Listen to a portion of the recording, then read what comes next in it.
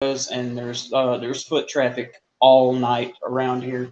So I just feel better about having it within reach. I hear you, Paul Kersey. No problem. Yeah. Um, for those of you who do not know who Paul Kersey is, go look up Death Wish and Death Wish 2, starring Charles Bronson. Anyway, welcome I everybody didn't know to. that we were live. Oh, we're live now. Okay. Everybody, welcome to another exciting episode of Under the Dome. Yeah, tonight we've got to talk about that Packers game and the must win that is the Detroit Lions game. And the Lions are still in a must win because Matt Patricia is on the hot seat. And even though they won last week, the hot seat is not cooled down for him. He needs to beat a good team, and the Saints are a perfect team for him to try and save his job against.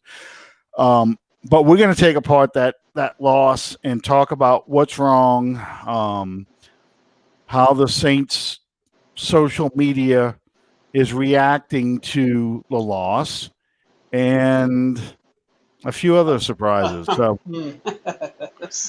anyway, I'm your host, Alan Orick, with my laughing partner, Sean Williams. How you guys doing tonight? And Sean, why don't you go ahead and pay the bills? All right. Thank you. Take two. Thank everybody for joining us tonight on Under the Dome. You know that we're gonna shoot straight with you about what happened and why it happened that way, and we're gonna solve all the problems. Now, if they listen to us, fine. We can move on from that. But chances are they're not. But anyway, you can subscribe to our show on iTunes and on YouTube, and follow us on Facebook at the Under the Dome podcast page, and follow us on Twitter by the below tags there. And there you go. Most of the time when you use a cell phone camera, it doesn't reverse. But these cameras, it does reverse, because I can see that I'm getting a little free pub for the business there. And there you go. By the way, I'm glad to be back in the beautiful Two Dudes Brew and Q studio tonight. Anybody in the Northeast Louisiana area, it's worth the trip to come and try out our food. Okay, Absolutely free commercial. All right, there you go. That's our unofficial sponsor. Yeah. All right. So what we saw Sunday night was a lot of what we saw in Las Vegas, at least defensively. Lots of penalties, sloppy defensive play, can't get off the field on third down. The Packers only punted once. No pressure on Aaron Rodgers whatsoever. In fact, Aaron Rodgers said today that playing in an empty Superdome really helped them. And I think no greater play shows that than Aaron Rodgers getting Demario Davis on a hard count to come off sides. And we throw we also compound that with a pass interference call. Well, I mean, he only grabbed a hold of one of the guy's arms. I don't know why they would call that. But just a real quick sidebar. Yeah. Karma is real. You don't believe it? Ask the Rams. Yeah. Anyway. Yeah, and the Falcons managed to lose again, which I couldn't believe when I was watching. It staggers the imagination. Well, 15 points 1 week, 6, and he has still not been fired. And the funny thing about this is the Bears actually scored 5 touchdowns in the second half, because 2 of them were called back. One was the interception that I thought it was questioned. I agree with Jonathan. I watched it because Jonathan Vilma was doing the color analyst and did a great job. That's my wife had asked me about that. What did I think of him? And I said, well, he's not. For the first time hearing him do this, he doesn't present a Tony Romo type of analyst where you're just like, oh, wow, I can't believe the things he's pointing out and telling us. But at the same time, he's not Troy Aikman, who is just pointing out the blatantly obvious stuff. Yeah. I mean, he is telling it to you from a defensive player's point of view, someone who understands the game. And even Mike Pereira came on a few times and said, I don't know why you even calling me in here. You know, Jonathan's nailing every questionable call because he knows the game. He got the first ingredient, and I saw that immediately. When it's your first time out as an analyst, he seemed perfectly comfortable and perfectly at ease. He didn't get excited and stumble over his words. He was very well spoken. He did an excellent job. I was really proud. And I think a lot of his training really comes from when he was doing the college football stuff. Yeah. And I thought he just kind of carried that over. He brought a knowledge to the game. One of my favorite comments was, you know, he said, they threw it to him. I think was it Kenny Albert? Was Tom Brent? Who was the other guy with him? Kenny Albert. Was it Kenny Albert? I wasn't sure who it was. But anyway, he threw it to him basically saying, well, you've played Matt Ryan. How did you defend against Matt Ryan? And he broke it down very succinctly. You know, he sat there and said, hey, you know, when you're playing Matt Ryan, you have to keep him in the pocket. You got to keep pressure in his face. You can't let him get comfortable back there. You know, you've got to take some risk. And he said, no, and of course, that's easy for me to say because we had Drew Brees on the other side. Yeah. You know, so you knew that if you took a gamble, that Brees will probably be able to bail you out if you get burned on the gamble. So I enjoyed that. But it was just amazing to watch how the Atlanta offense just died. Well, I draw a parallel between. And there's a reason why we're talking about the Falcons, by the way. We will talk about the Saints, but I'm going to connect it to the Falcons in a second. I draw a parallel between those two games, the Falcons game and the Saints game, because, well, yes, but no. And let me explain it this way. There was the 16, or was it 15 or 16? It was 15 yesterday, Sunday. And 16 against Dallas, yeah. There's the absolute and sheer collapse. I think Dan Quinn has lost this team. But the parallel that I drew, and it fits in several categories. You can call it a collapse, but you're not playing a slouch. You're playing a former Super Bowl MVP. He did just exactly what they brought him to Chicago to do. He ignited that team from the bench. And you can say the same thing about the Saints game because, you know, all those third down conversions wasn't against a rookie, Mitchell Trubisky, like that. It was against a former Super Bowl MVP. I'm not saying that that gives them a pass by any stretch of the imagination, because it doesn't.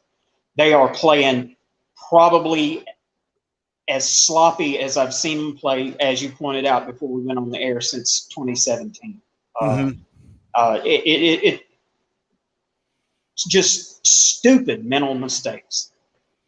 It's not about the scheming. It's not about no, because it's almost like they're freestyling out there. They're so desperate to make a play that they're losing their containment, like especially on the bootlegs. You know, the linebacker is getting sucked in on the bootleg. Instead of staying where he belongs, if the play rolls out away from you or the run rolls out away from you, you know, you still got to cover the backside, because let's just say it is a run and he cuts back against the grain. There's nobody left on the other side. That's why you stay there. But they're all flowing to the ball. So it's not the scheme. It's you know, discipline breakdowns. And I think before when you and I were talking earlier, I think you used the perfect, most apropos word. that you could have. And it's focus. Yeah. These guys are not being ready to play. They're not playing up to their capabilities. As I told you earlier, it's almost like this defense is playing completely the opposite as it did last year. Because last year, especially during that run where we were without Drew and we were playing with Bridgewater, when you needed that defense to step up in the second half and get a stop and get off the field and eat more clock, they almost, without fail, they did it. And this, we cannot stop anybody on third down. No. And like I say, it's got to be the focus. You've got to have somebody to step up and be a leader out there. And if we do stop them on third down, we committed a penalty. Yeah. So it gives them a new set of downs, which is inexcusable. You know, Marcus Williams, he gets caught napping, is late coming across on that out pattern, which and this is the thing, they're not running things that they don't see in practice. You know, that's what's the other thing that's killing me. They see these things. If you watch film, you see them doing these things. So, but he's late. So the ball is going to be uncatchable, but he compounds it by committing pass interference. Which I think is complete BS anyway, because an uncatchable ball is not supposed to be able to be flagged. But you make it easy. You make it easy on the official. Yeah, that's 2 weeks in a row that a third down conversion was made by a penalty that shouldn't have been called. It should have been called, but you make it easy on the official by doing this. And because you've committed all these penalties, now the officials are looking for it.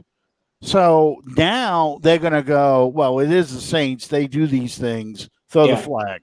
If in doubt, throw the flag now, because chances are the Saints are going to do something like this. Yeah, it's kind of like when you were a kid, the old saying about when you get out of the bed in the morning, your mama whips you because you may not have done anything yet to deserve it, but before the day is over, you were going to do something to earn that whipping. Right. Or if you get told before you meet somebody, you get told by them, you know, this guy is kind of a troublemaker. You treat him, or even better, not a troublemaker. Let's just say, you know, hey, before you even meet somebody, say, hey, watch this guy because he tends to like to borrow things from your house. If someone tells you that about a person before you even meet them, now you're watching them. Whether or not they actually steal anything, you're watching them. And that's basically what I think is happening with the Saints with penalties now. They're going to be on the Alan, I got to step away for 1 second. I'll be right back. Uh-oh, something's on fire. Okay. All right. So anyway, what I was saying before, trying to connect this to the Falcons game. I'm going to talk about it tonight. We're going to talk about what everyone is freaking out about right now on Saints social media, that Drew Brees has a dead passing arm, which is why you see Steve Walsh on the preview picture for tonight's show. Because if we're going to talk about weak arm quarterbacks, we might as well start with Steve Walsh. And I'm sorry, Drew Brees at 41 years old still throws the ball harder, further, and better than Steve Walsh did in his prime. Look, there's a lot of things you have to take into consideration when you're talking about whether or not something was wrong, something on fire. No, I just had something that I needed to check real quick. I got you. We're all good. All right, good deal. All right. When you're dealing with a 41-year-old quarterback, people tend to say, and I think it was said during the broadcast, either was Chris Collinsworth or Mike Tirico said it. When you're 22 and you pull a hamstring, people are like, oh, he'll be fine. But when you're 32 and you pull a hamstring, people are like, oh, you know, this is really going to be something this guy is going to struggle over. Same thing with your passing arm at 41 years old. You're 41 years old. Now you don't have that strength that a 22, 23, 25-year-old quarterback is going to have. So it's an easy cop out in saying that, oh, yeah, this guy can't throw the ball. The reality is, since I would say 2013, probably beginning more 2015, 2016, the Saints have had an evolution in their offense away from the Air Coryell push the ball down the field with a vertical passing attack that you had when you had Marcus Colston, Devery Henderson, Robert Meacham, Moore, Jimmy Graham, those guys, to a more horizontal, true West Coast offense where short passes are the same as an extended handoff. Yeah. That substitutes a running game. You're getting the ball out to the edges or to the flanks without running a pitch play. You're using the short pass to get big plays. You look at that Kamara run last night, Monday night, which was very reminiscent, I think, of the 2006 run by Reggie Bush against the Dallas Cowboys in Texas Stadium. If you remember that game. Yes. Again, a little pass, loop to the outside. The ball may have traveled lengthwise, distance-wise, 3 yards. It went across the field before it came over. So, it only really went out 3 yards. But Reggie Bush took it 60-something yards to the house for a touchdown. Okay? Same thing with Kamara. I think that's the kind of offense this is. Now, Drew Brees throwing so many checkdowns and short passes as opposed to pushing the ball downfield when he has targets downfield. Again, you don't have Michael Thomas. There's a reason why Michael Thomas caught 141 or 142 balls last year. Yeah. Brees has a trust factor with Michael Thomas that he does not have with any other receiver on this team. And probably never will. Yeah. So Brees, I think, is second-guessing himself. And this goes back to what we started the show with, talking about the bad defense. Brees is second-guessing himself and taking the short stuff, the high percentage completions, because he's deathly afraid of making the mistake that will put the defense right back out there and put us in a bad position with a short field because of a turnover or something else like that. Yeah. And I think he's also very conscious that this is his last year. Jeff Saturday said something similar to this.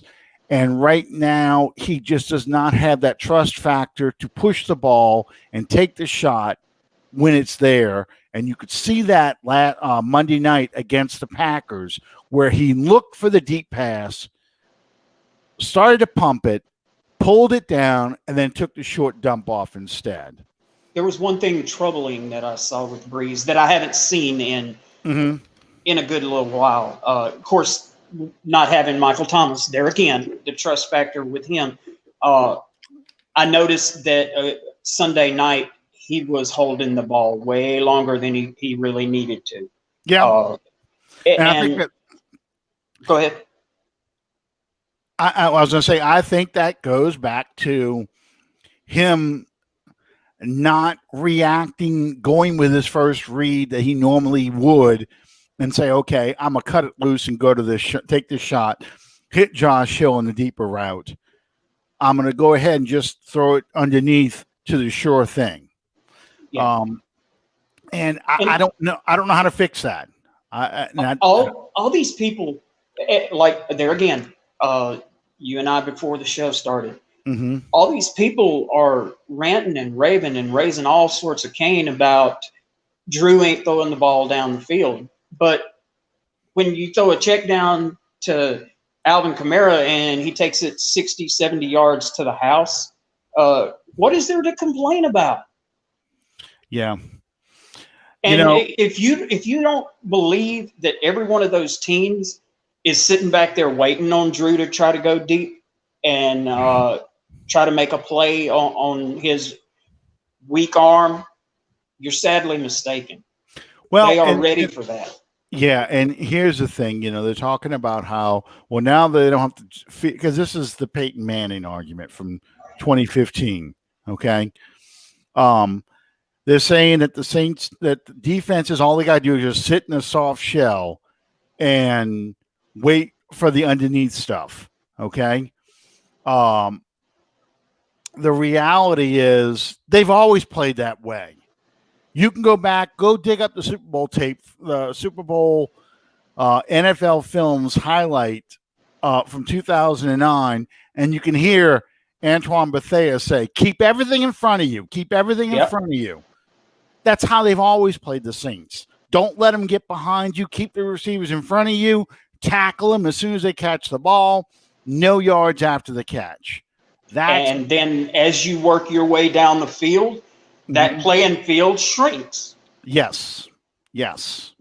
And that's how they've always played the Saints.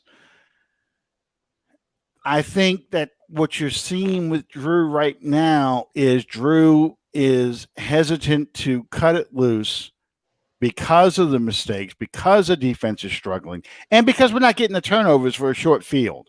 So he knows he's going to have to go on long, extended drives. Now, Sunday night, we were running the ball very well. Yes, we were. People wondering how come we took the ball away from Murray and Kamara and started throwing it in places. I think, again, Peyton's play calling is reflective on how the defense is playing. If the defense cannot get off the field, suddenly now every single possession has to end in a score because a punt is like a turnover to them. All right. Well, if you look back through history, most defensive coaches are going, most offensive coaches are going to that are play callers. They're going to use that. They're going to call their plays to cover the weakness of the defense with the strengths of the offense. Yeah. But there again, I can't stress enough. I don't think that it's so much a weakness for this defense. It's just they're not doing their jobs. No, they're not. They're not.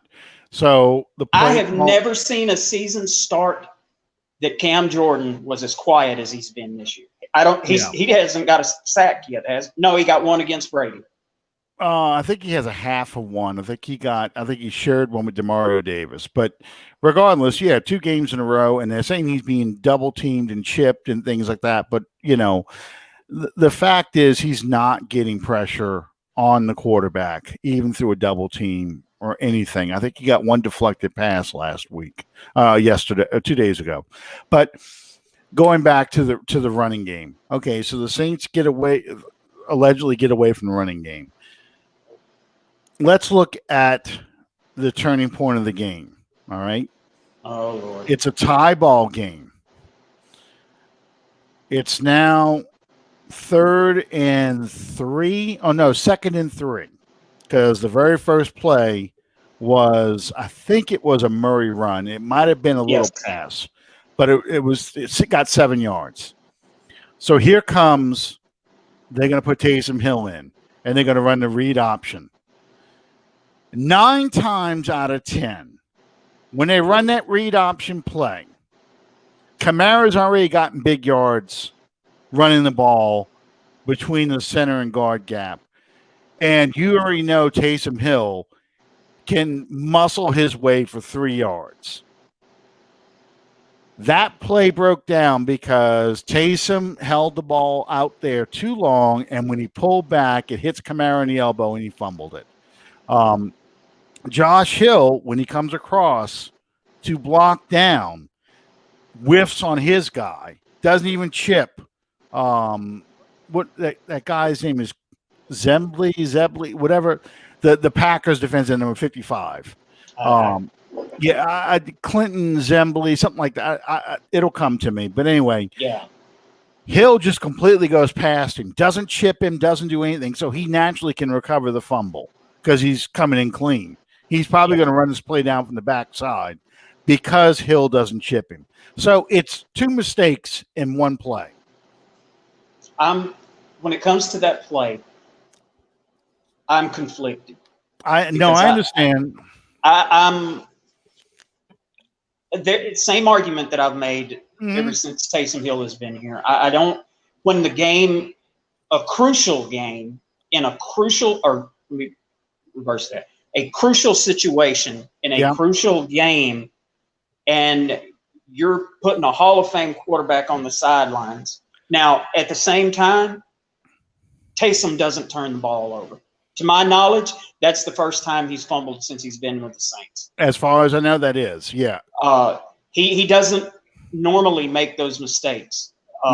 So I'm willing to say, well, you know what? He had a bad play and they played him well. But more than that, just me, my personal thing. I don't see the benefits of not having Drew Brees on the field. It's a running play. 9 times out of 10 is a running play. So you're running the ball. If Brees hands the ball off to the fullback in that situation, like he used to do with Zach Line, like he did with John Kuhn and Jed Collins, he hands the fullback off to the fullback for 3 yards on that play or short yardage play. It's basically the same thing if Brees doesn't get a clean handoff to the running back. It's basically the same. That's how I look at it. So I understand people getting aggravated because you pull Brees out for what they think is a gimmick play. But for Peyton, in Peyton's mind, this is a running play. I'm just using Taysom as a possible power runner if he doesn't think Kamara's good. They all jump on Kamara, which is what they were counting on. Everyone's jumping on Kamara, and he's going to run it for 3 yards. He comes out. They're going to run the ball because it's a tie ball game. 6 minutes and some change left. It's probably going to be a run-heavy drive that they score on because the last possession they had was the 3 plays, the Kamara run, you know. Well, the thing that I guess the thing that frustrates me the most about it is I can understand going to the quote unquote gimmick play calling if you're not having any success running. And between Kamara and Murray, we ran the ball on them all night long. Yeah. I don't, as you said, it was second down. You've got basically 2 downs to pick up 3 yards. But I mean, I agree with you. That was the not just a turning point, but pretty much the end of the game. That was. I mean, because they get the ball. Yes, we hold them to a field goal, but now there's less time. So the next time the Saints have the ball, it becomes a passing thing. They throw 3 passes. The last was the tunnel screen, which, again, Kamara has been doing well with that tunnel screen. You've got 2 guys in front. Kamara's made the first guy miss all night, but they overload that side because they were expecting that play. Yeah. And they get it for a loss, and you have to punt. And as far as the long play Kamara made, anybody that wants to see absolute perfection of a running back, watch that play. Yeah. There's a point when he's going down the sidelines where you see him start jogging, and people are like, well, why is he quitting? No, he's not quitting.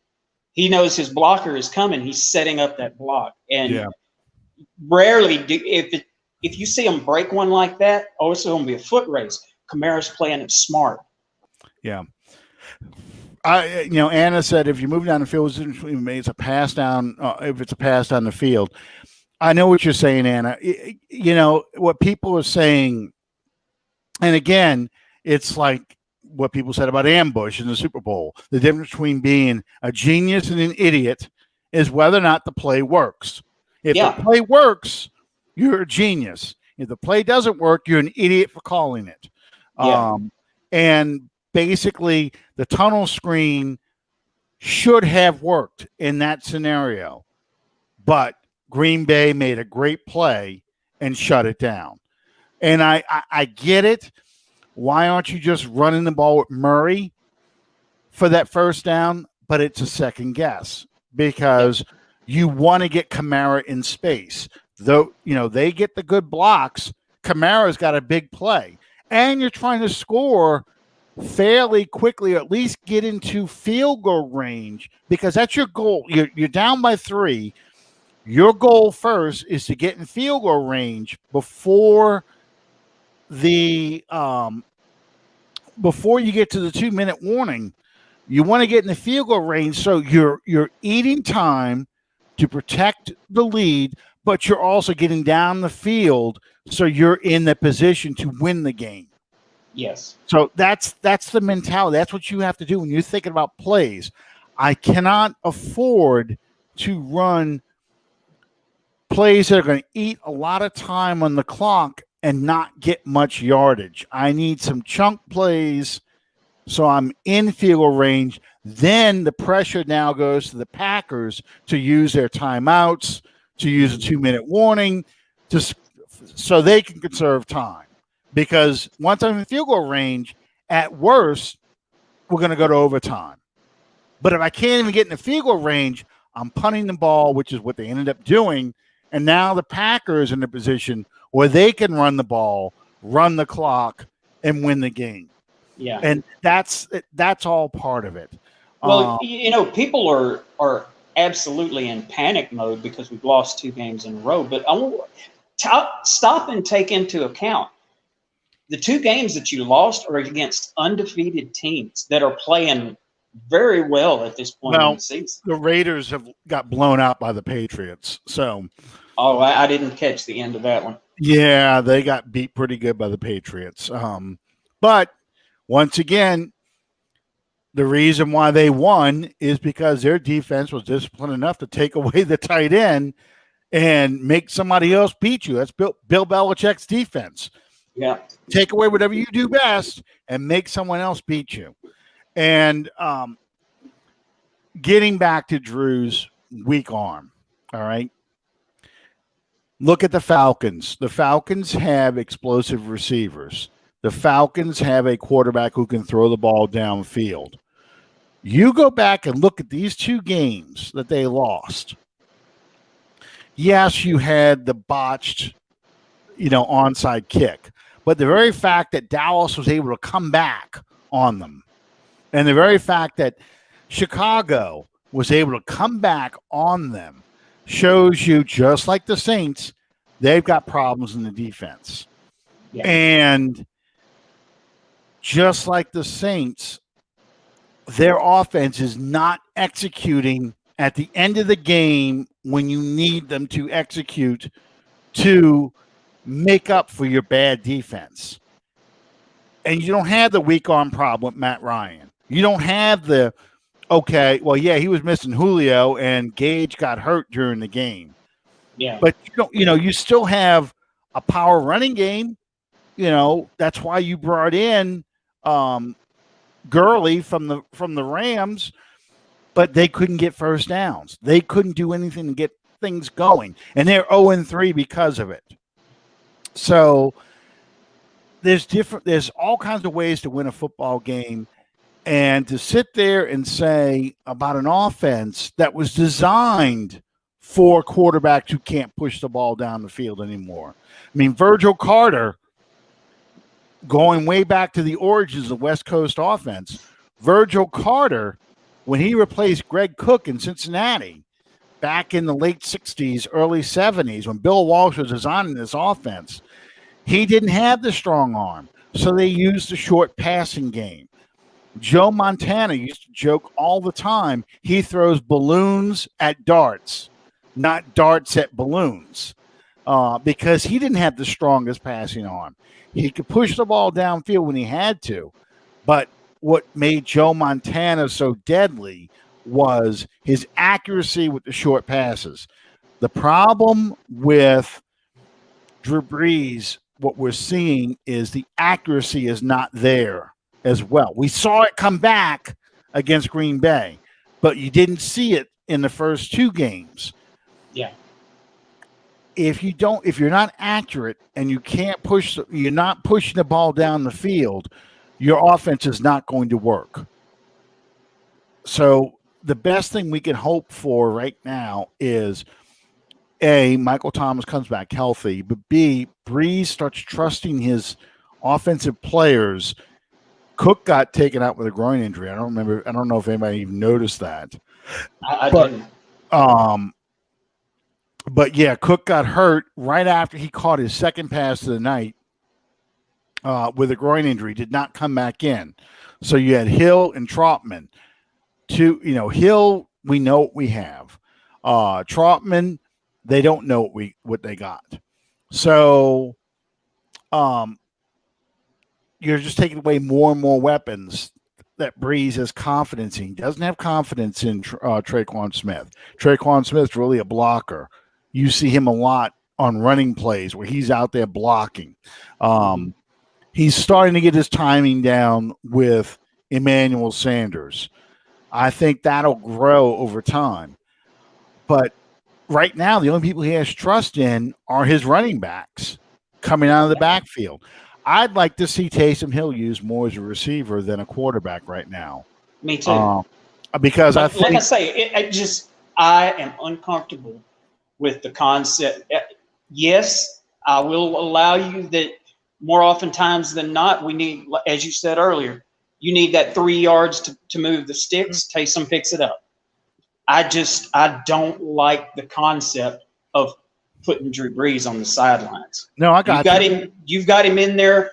Let him do it. Let him do his job. Let him do what you brought him here to do. Yeah, I know they're trying to justify Taysom Hill as a quarterback, and that's part of the reason why he's been playing quarterback more than anything else. But I kind of want to see these tunnel screens thrown to Taysom Hill, and I'd like to see Taysom Hill run the shallow crosses and do those things. Use him like an option quarterback, pitch it to him, get him out in space because he's got the speed and the power to get to the outside. I like the matchup with Taysom Hill versus a cornerback. I think Taysom Hill runs his ass over. Well, not only that, you can probably count on one hand the number of cornerbacks that he'll go up against that is faster than him. Right. And I like the idea of getting Hill the ball in space. I think those are the plays that we're missing out of this offense. I know Calvin made a good point. Taysom brings sometimes brings an energy to the offense that you don't normally see. But I think that energy comes more from the fake punts and those kind of plays. The splash plays. Yeah, I think those are the plays that really kind of wind people up. When he gets... It's reached the point now where we've run that little read option, and everybody in the stadium knows he's not going to hand it off. He's going to tuck it and go around the end. It's not so much a read option as it is a quarterback. Well, he's also tried to throw the ball out of that. I mean, you saw him yesterday, Monday night, drop back to throw, and he didn't throw the ball. He instead tucked it in and picked up 11 yards on a run. Once the play broke down. I can live with 11 yards and move the sticks and live to fight another day. I just want to get him the ball in space again. I'd like to use, because you're using Kamara more as a traditional running back. I like the idea then Taysom being your joker. I know he plays tight end a lot and they show him making blocks and things like that. I just want to get him. I want him to get the ball a few more times from Brees as a receiver, not so much as a quarterback.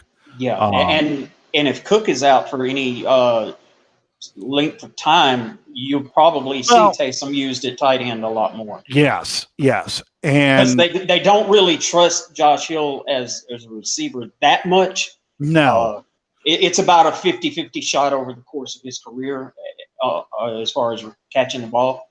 And Troutman. Yeah, Troutman. As you said, at this point he's an unproven commodity, and that leads right back to the point that you've been making all night. An unproven receiver, you're not just going to drop him in and Drew put his faith in him. Callaway hasn't made Callaway. I don't think he's even been out there. Fowler, they only use him on special teams. You're not really seeing him out there. He's running routes, but the balls never come to him. So Drew needs maybe some high percentage passes thrown to some of these other guys to see what happens with them. Send the guys he trusts a little bit deeper and see what goes. See if the defense is going to follow those guys as opposed to following, ignoring Fowler or ignoring Callaway or ignoring Troutman, those players. So and there too, I think it's worth pointing out that when you're trying to stay in a ball game, that's not the best time to do trial and error when it comes to these guys. Well, yeah, I mean, again, that goes back to the lack of a full training camp, a regular training camp, the lack of, crowd in the Superdome. That's a huge thing. Yes. I put that loss partially on the fact there was no crowd. I mean, we said that's this, for the New Orleans Saints, that's the great equalizer. Well, and, the defense does feed off of that. It is a gladiator type of situation when the quarterback gets a sack. You just watch it. Just listen to the crowd when you get a sack on the quarterback, especially on third down. It's like the death kill in the Coliseum, the Roman Coliseum. Absolutely. I mean, the crowd just erupts. And, some of the checks and some of the things that Aaron Rodgers was able to do, he wouldn't have been able to do when there's a normal Superdome crowd with all the noise and all the music and everything else.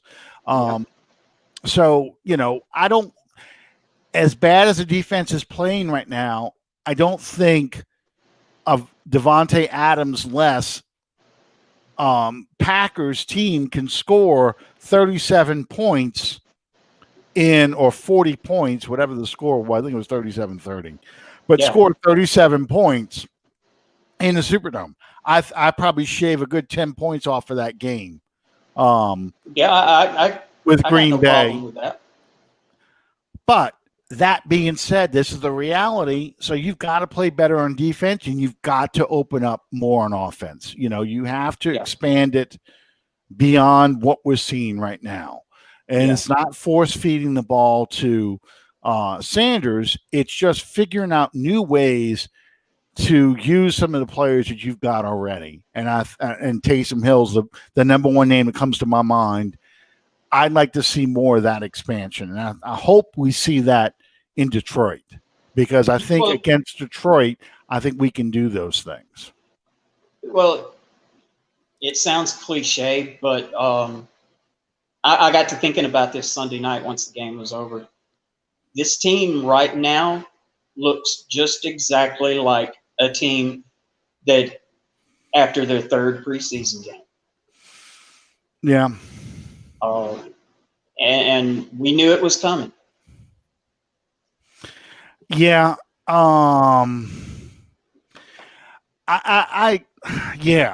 Except they usually execute better by the third preseason game than what they did Monday night. But I agree with that. The thing is, the difference between finishing the first quarter at 1-3 versus finishing the first quarter at 2-2 is tremendous. Yeah. Because yes, you start to hit a series, and it begins this week with teams you should beat, you're supposed to beat. Detroit, the Los Angeles Chargers, the Bears. You're supposed to beat those teams, okay?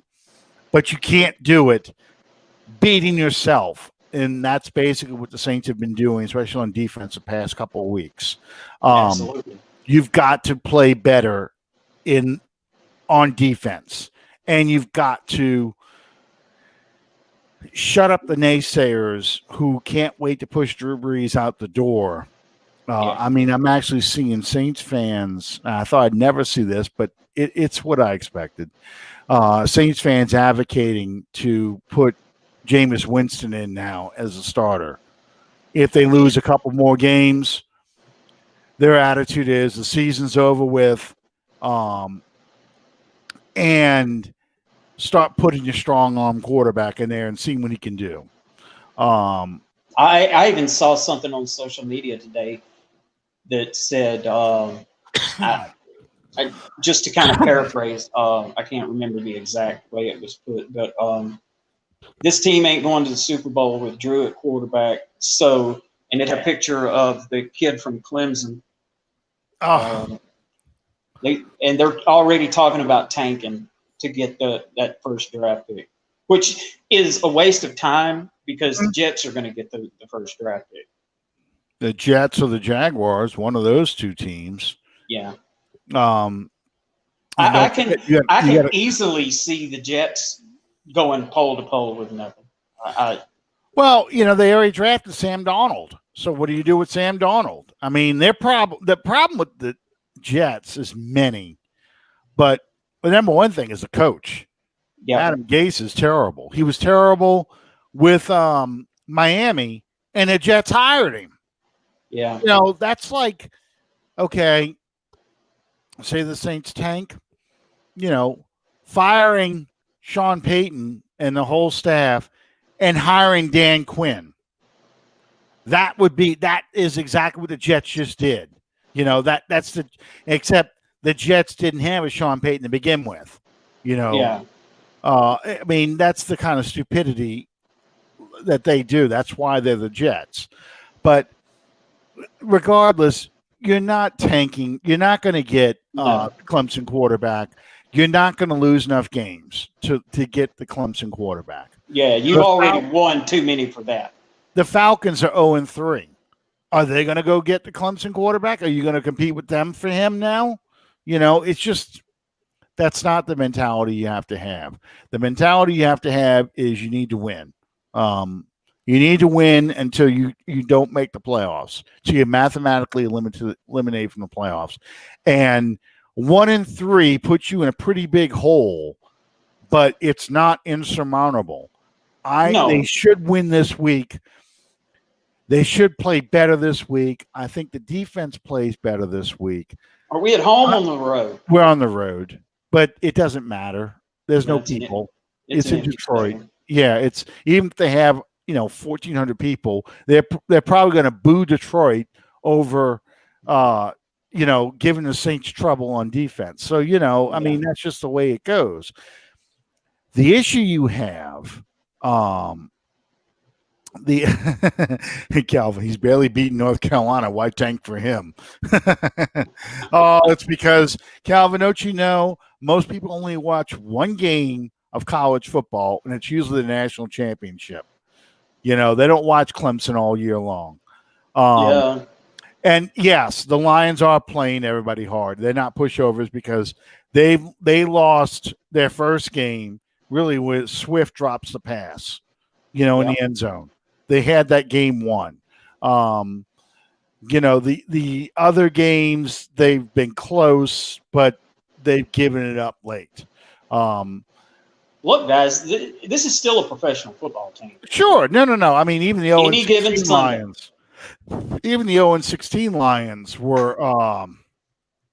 were somebody that were competitive. Yeah, and they didn't just roll over and die. Yeah, they got blown out by the Packers, but they came back and beat the Cardinals, which was a big win for them. So they could easily be 2-1 if Swift catches the ball, and Swift is a problem. Uh, not so much as a running back, but as a receiving threat. So there's a lot of. It's not going to be a gimme game. I'm No. not trying to say that. What I'm trying to say is it's the kind of team the Saints should beat. And the frustrating thing is the two games that we just lost were both winnable.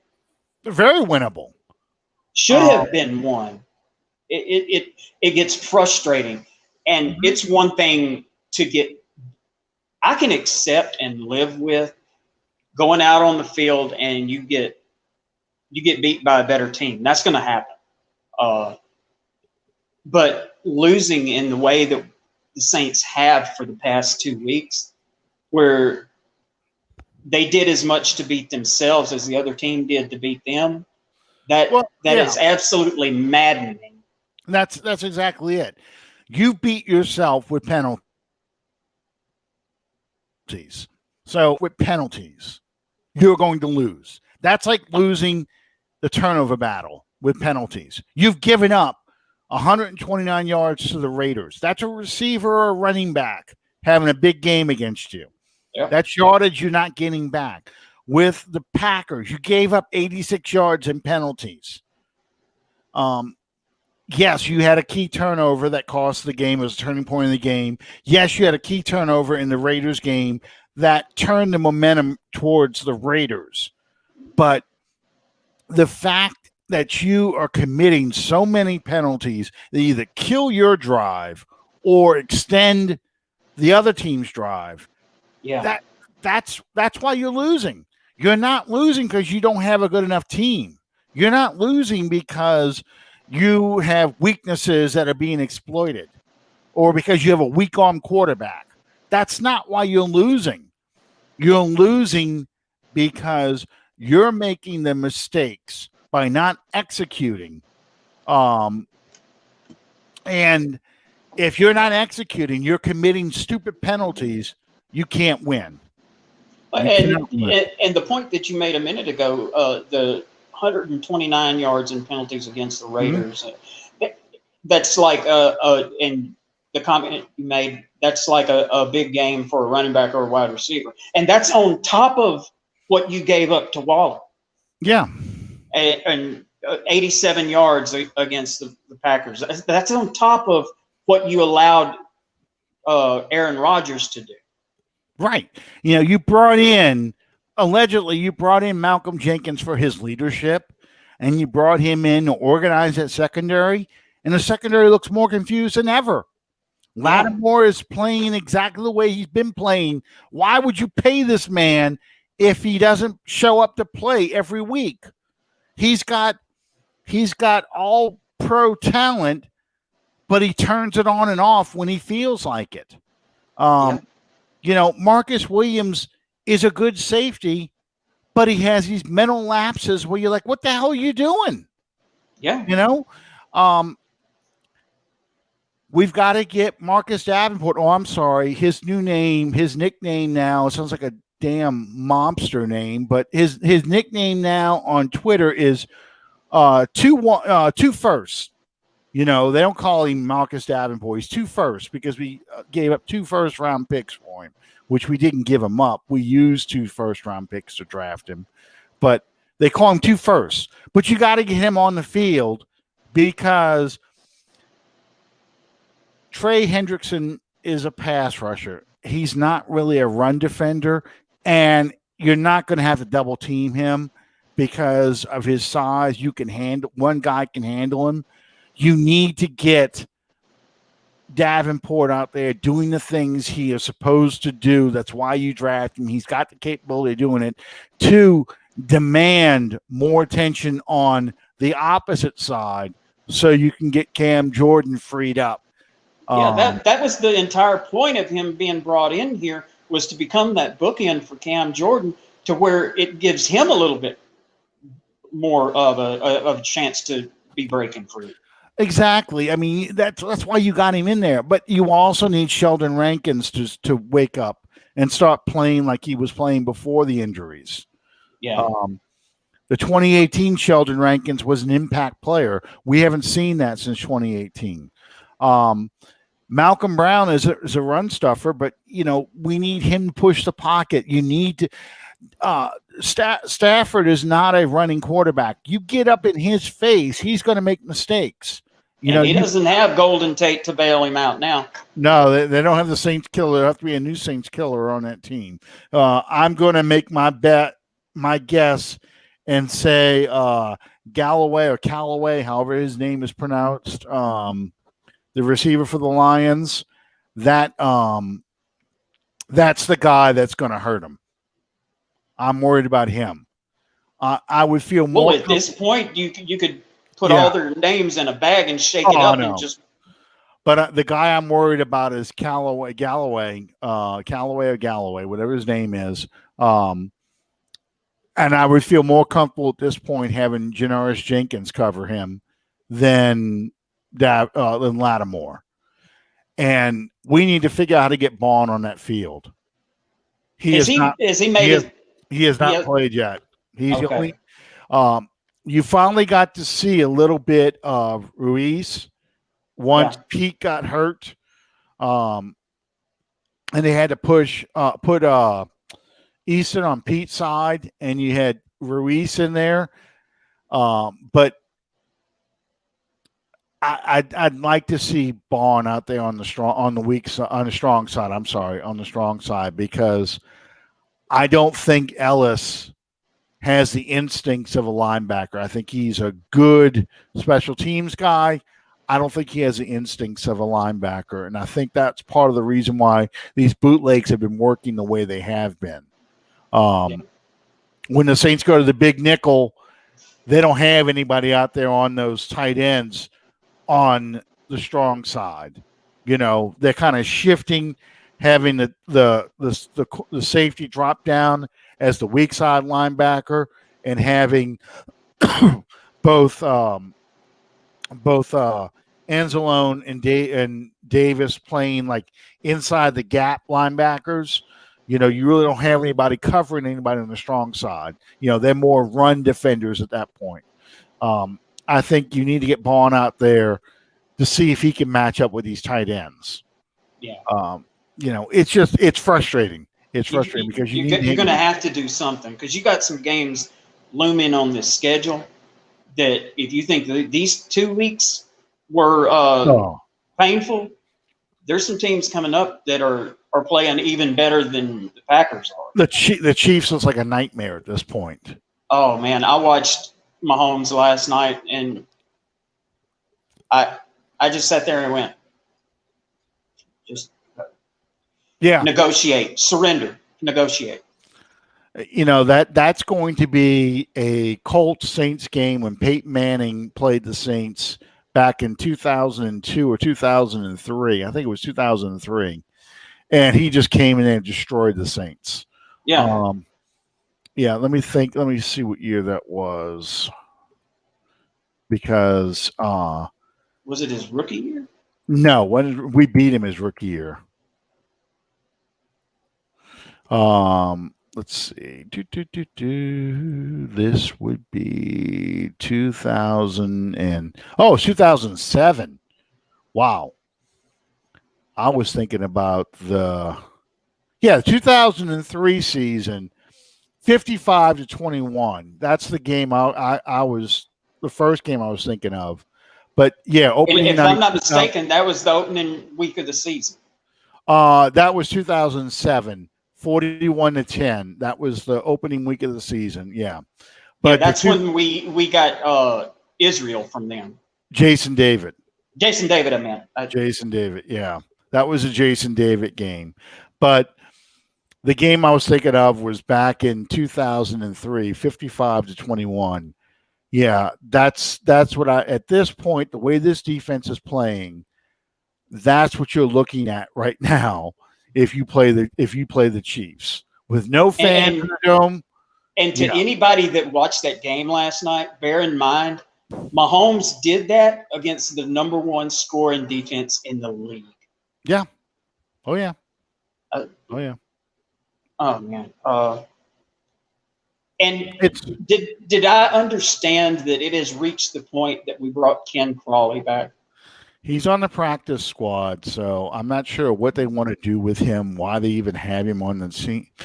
But again, that tells me they don't have much confidence in the depth behind him. I just you have no what is so painful about this secondary? The most consistent thing in the secondary is PJ is still PJ. Well, I knew a lot of people were going to jump on that about PJ getting burned by the deep pass by the receiver. It was a pick play. He's playing safety, actually. And so he was in a trail position from the outset. So, yeah, he got burned. But that was something Aaron Rodgers saw, and he decided to try and isolate PJ one-on-one with his fastest receiver out there because he liked that matchup. So, I guess so. Yeah. But they're trying to turn PJ into a safety. And they have him playing the safety position, which actually he would work better as a safety anyway. Well, that bar is set pretty low. Well, he's a hitter. He's your strong safety. He's your run defender. He's not the guy you want in coverage. I mean, did you feel good with Roman Harper out there in coverage? No. I mean, over PJ, yeah. No. Because when PJ goes into coverage, it's like rolling the dice. You're either going to get a pass interference, a completed pass, or once in like every 3 or 4 games, he'll make a good play and defend the pass. Well, yeah. My point with that though is that you're trying to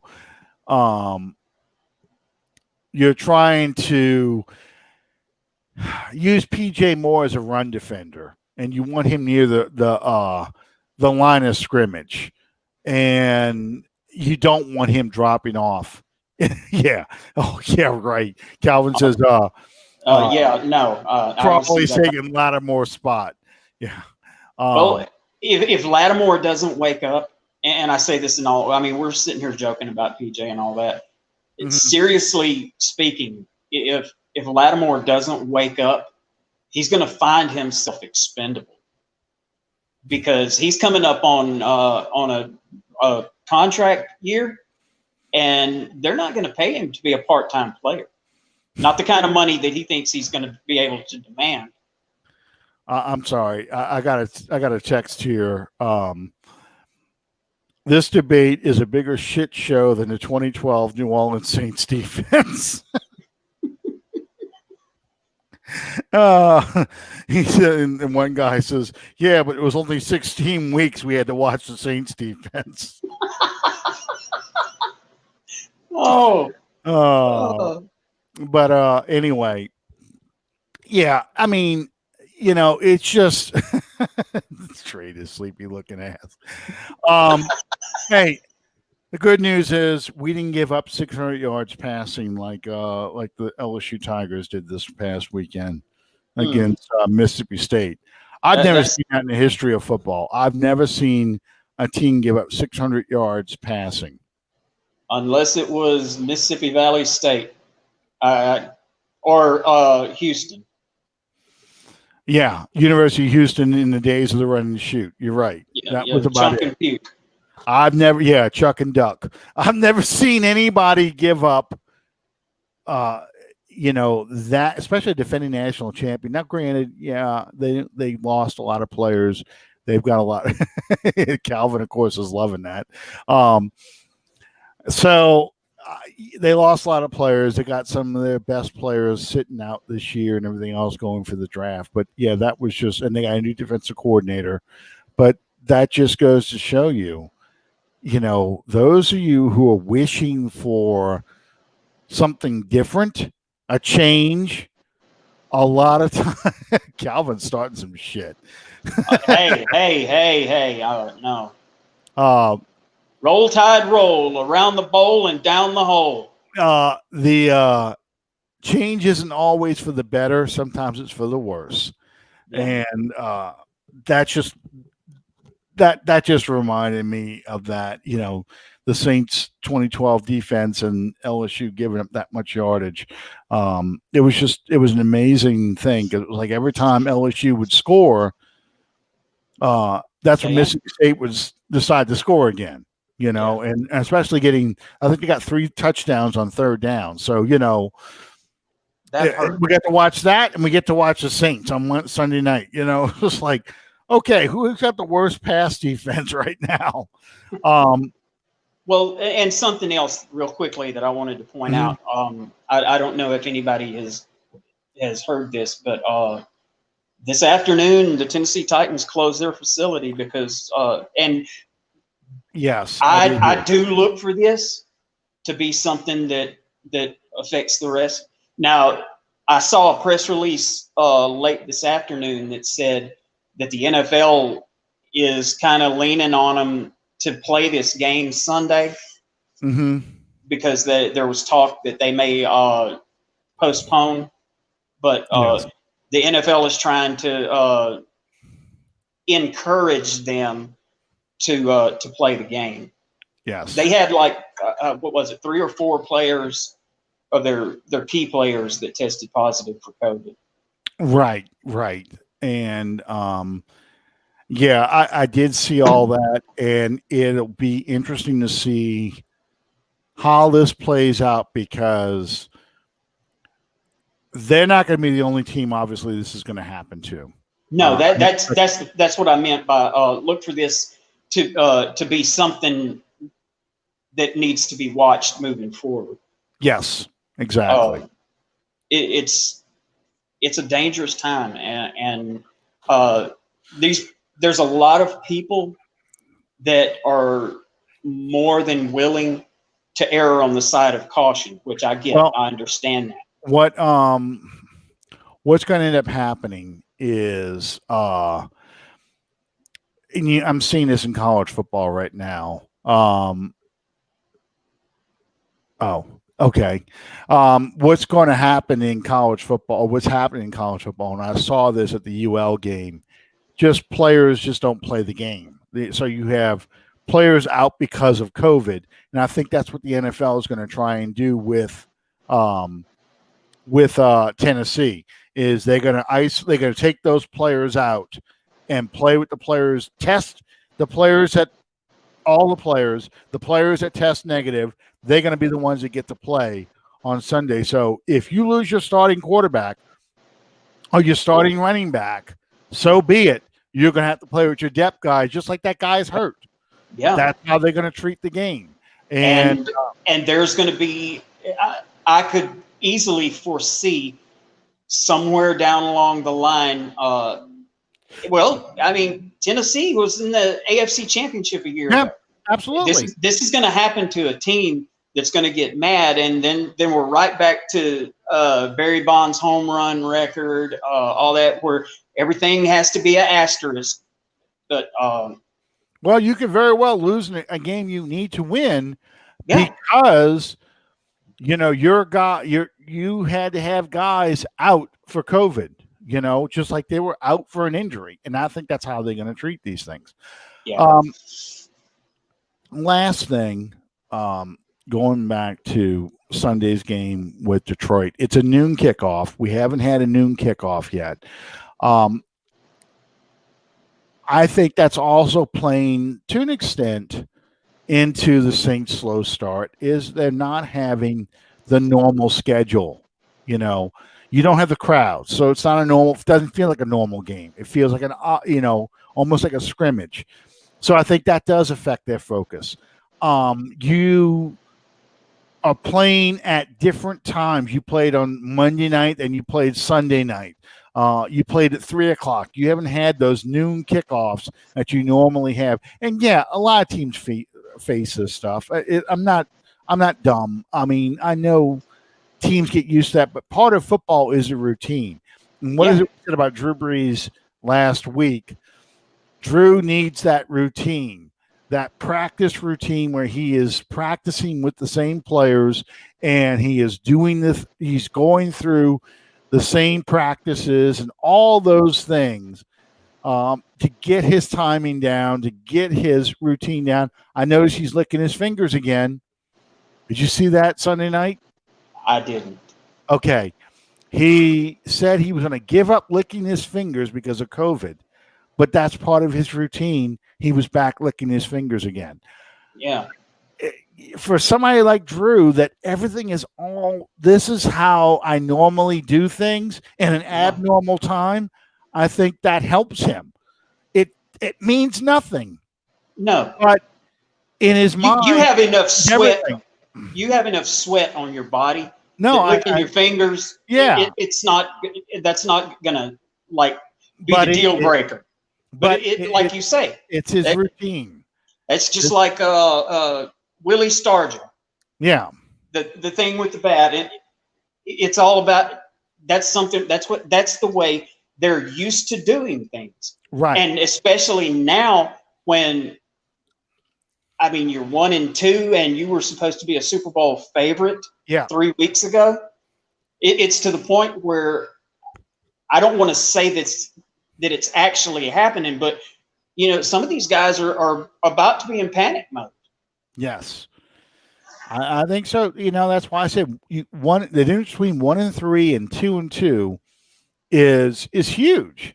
Because you go to 1-3, now it's a battle to get to 500. Yeah. And you go to 2-2, you're back to 500, you're even. You can, in your mind, say, okay, it's a 14-game season now, or I'm sorry, a 12-game season now. We're 2-2, it's just like being 0-0. We've got to go ahead now and start playing our season. We play 4 preseason games. This is the regular season. Let's get started. That kind of that's the mentality. Whereas you're 1-3, now you got in your mind, like you said, panic mode. I've got to get to 500 first, and then once we get to 500, we'll see where we are by mid-season. If at mid-season, at the 8th and 9th week, we're either 500 or better, okay, now we can start running for the playoffs.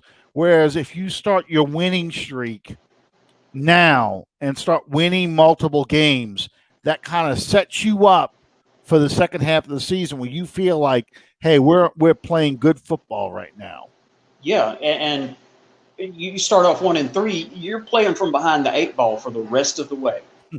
That's one thing that we saw those 3 consecutive 7-9 seasons. Exactly. You start off so poorly that you spend the rest of the year the rest of the season trying to make up for the way that you started.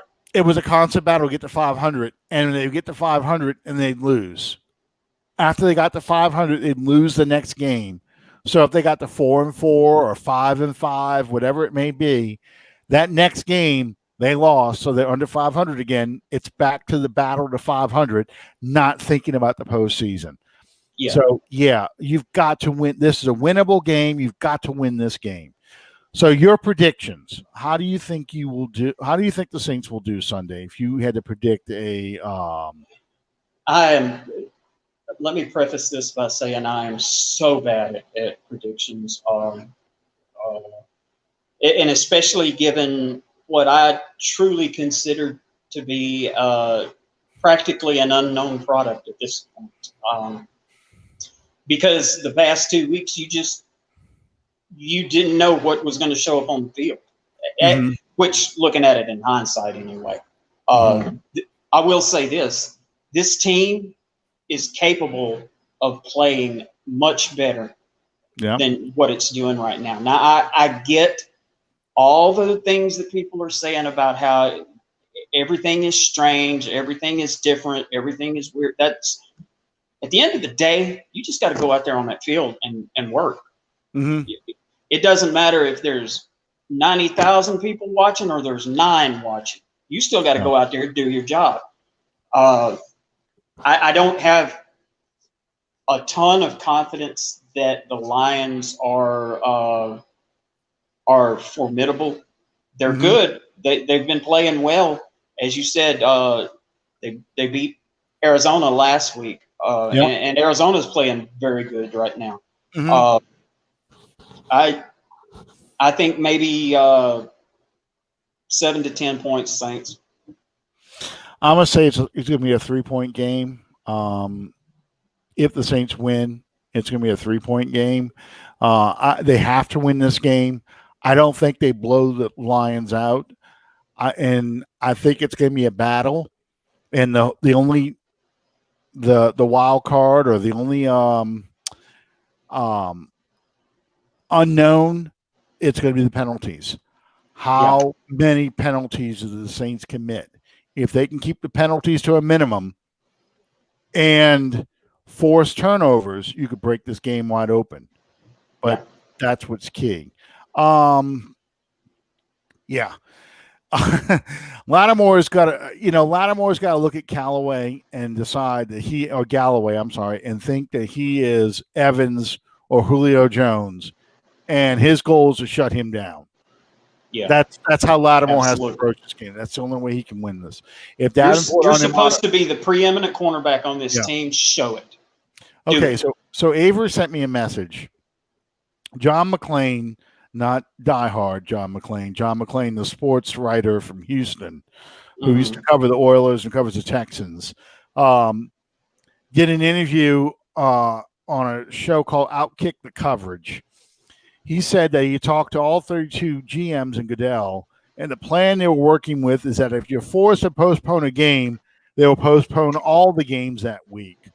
So you don't allow a team to be handicapped by COVID, or allow someone to use it to get an advantage. Meaning, if you're going to, let's say it's Tampa, and Brady, Fournette,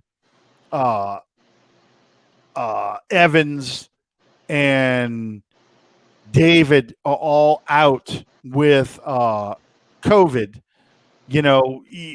that team doesn't have the disadvantage, so you technically just suspend operations for a week. They have contingency. I can't see them doing that. It'd be hard, because they said they have contingencies in play that would allow them to play the Super Bowl up to the last Sunday of March and still give the players time to recover for the 2021 season. But that they're predicting perhaps a 2-week work stoppage during the season. My thing is, I don't think it's big enough right now. It's contained basically to one team.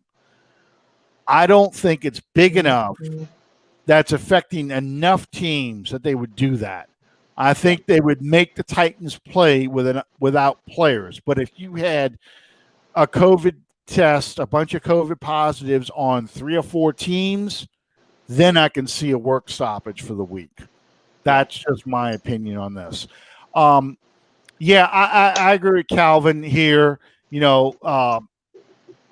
If Davenport and Onyemata play 24-20 Saints, I think it's going to be higher. I think because looking at the games that we've seen this week or this year already, it's in the 30-point range, 34-30, 34-30, 37-30, those kind of games. Yeah. The reason why you see so many comebacks is because of no home field advantages. Like I said, the wild card is the penalties. How does the defense play this week? Do they commit a lot of penalties? That's like committing a lot of turnovers. That's a loss. Well, if they can keep the penalties in the minimum, sack Stafford or pressure Stafford, and force a turnover at least, then the Saints have a good shot of winning this game. And in my opinion, they need to win this game. So anyway, thank you guys for joining us tonight. We appreciate you always on Under the Dome. I hope this was a Peyton needs to rush the ball 30 times. I think if the defense plays well, they will run the ball a lot. But thank you guys for sticking with us tonight and avoiding the debate. I don't watch that stuff because even though I'm into politics, that's just if I'd rather watch the 2012. I'd rather watch the 2012 Saints games. That was far less stressful than me watching the presidential debate. Yes. So anyway, Sean, any other last words tonight? No, I just hope we see a better product than what we have been seeing.